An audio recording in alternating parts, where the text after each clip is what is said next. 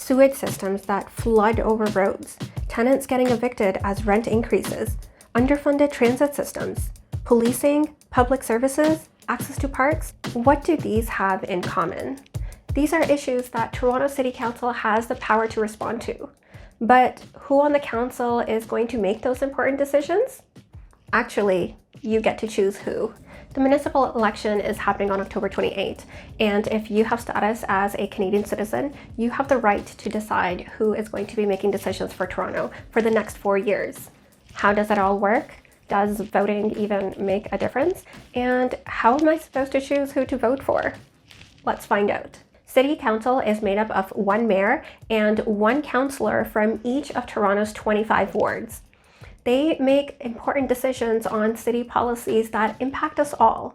If you're voting this election, you get to pick mayor and a councillor from the ward you live in.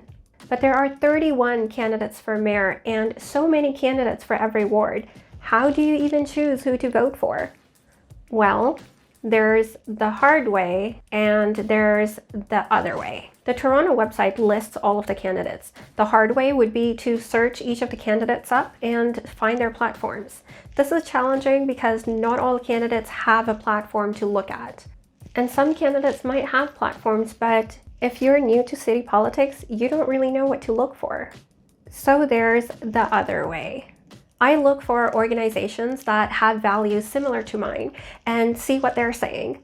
A lot of nonprofit and advocacy organizations across Toronto will either create a report card where they identify a list of priorities and then give all candidates marks based on how strongly they support those priorities, or sometimes organizations will straight up endorse a candidate and say, we've done our research and this candidate follows the values we have.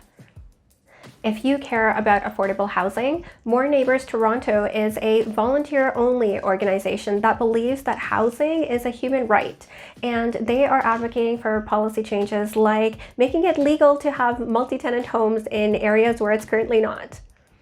If social and economic justice is important to you, then the Labour Council of Toronto and York is an organization that advocates for issues that matter to working people in all levels of government. And in this election, they have a list of candidates that they endorse. If you care about better transit, then TTC Riders is an organization that campaigns for more affordable, more accessible, and better funded transit. They sent a survey to all the candidates and produced a report card giving marks to the candidates based on how they responded to the survey. Last, if you're looking for climate action and environmental resilience, then Toronto Environmental Alliance is an organization that is making candidates pledge to support better policies, like having landlords provide cooling for their tenants during a heat wave. So, is it worth it? Does my vote even count? If you have Canadian citizenship, you have the opportunity to vote, while so many people living in Toronto don't have that privilege. If you're not a citizen, send this video to somebody who is.